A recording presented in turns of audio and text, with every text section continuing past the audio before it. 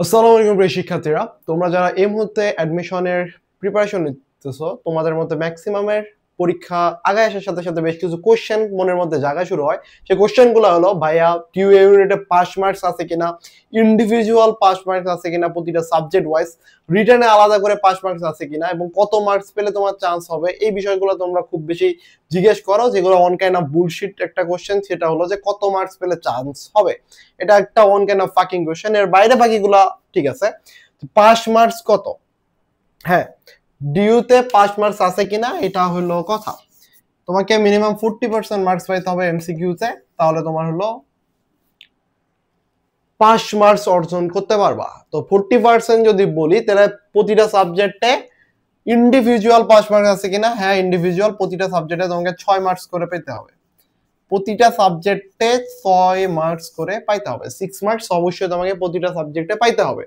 এর বাইরে তাহলে তোমার টোটাল মার্কস দাঁড়াইতেছে 24 মার্ক যদি তুমি পাও এমসিকিউ এর মধ্যে, তাহলে তোমার হলো পাস মার্কস পাইলা। প্রতিটা সাবজেক্টে ইন্ডিভিজুয়াল মিনিমাম 6 মার্কস তোমাকে পাইতে হবে।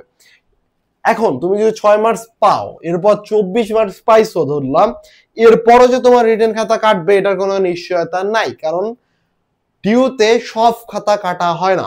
অর্থাৎ তোমার ধরো 24 পাস করছে 12,000 খাতা কাটা হয় না। খাতা কাটা হয় টপ অনলি 10% লোকজনের খাতা, 10%। সো তোমার যে 24 মার্কস পাইলেই যে তোমার খাতা কাটবে এমন না, সেখান থেকেও রিকোয়ারমেন্ট হবে এবং সেখান থেকেও দেখা হবে যে কার কার খাতা কাটা হবে। সো এর পরের যে টপ 10% মার্কস, এটা ডিপেন্ড করতেছে ওই বছরের কোশ্চেনের উপর, ওই বছরের স্টুডেন্টরা কত ভালো করতেছে কত খারাপ করতেছে তার উপর। সো তুমি বলতে পারবে না যে 25 মার্কস পাইলে তোমার খাতাটা দেখবে, 32 পাইলেই খাতা দেখবে, অথবা 40 মার্কস পাইলেই তোমার খাতাটা দেখবে। এটা আসলে বলা কখনোই পসিবল না। সো তোমার মাথায় রাখতে হবে যে তোমাকে মিনিমাম 6 মার্কস তো তুলতেই হবে, মিনিমাম 6 মার্কস তোমাকে তুলতেই হতেছে, এবং 24 মার্কস মিনিমাম 4টা সাবজেক্ট মিলে তোমাকে পাইতে হবে। এর বাইরে আরো ম্যাক্সিমাম তোমার যদি টার্গেট থাকে শুধুমাত্র চান্স পাওয়া, সেই ক্ষেত্রেও তোমাকে আমি বলবো মিনিমাম টার্গেট রাখো 32 প্লাস মার্কস তোলা এমসিকিউ, 32 প্লাস মার্কস এমসিকিউ তে তোলার টার্গেট রাখো। এখন যে বাটা 32 প্লাস মার্কস শুধুমাত্র এমসিকিউ তুলতে পারে, তার ক্ষেত্রে আমি বলবো যে রিটেন তো সে কোনোদিনও 40-এ মনে হয় না 20 পাবে। তো সেক্ষেত্রে 50 বা 52 মার্কস পেলে কিন্তু তোমার চান্স হবে না, এটা একবারে লিখে রাখো। 50-52তে কোনোদিন তোমার চান্স হবে না। তোমার চান্স পাইতে হলে মিনিমাম 55 প্লাস মার্ক রাখবে। তো টার্গেট রাখো রিটেন এমসিকিউ মিলে 55 প্লাস মার্কস কিভাবে তোলা যায় এই বিষয়টা মাথার মধ্যে রাখা। এখন ইন্ডিভিজুয়াল রিটেনে কি তোমার ইন্ডিভিজুয়াল পাস মার্কস আছে কিনা? রিটেনে কোনো ইন্ডিভিজুয়াল পাস মার্কস নাই। রিটেনে তোমার হলো যত খুশি লিখতে পারো, এবং সেই ক্ষেত্রে রিটেনের ক্ষেত্রে তোমার একটা জিনিস মাথায় রাখতে হবে, কোথাও দুনিয়ার লেখা নাই যে তুমি শুধু সূত্র লিখে আসবা আর মার্কস পেয়ে যাবা।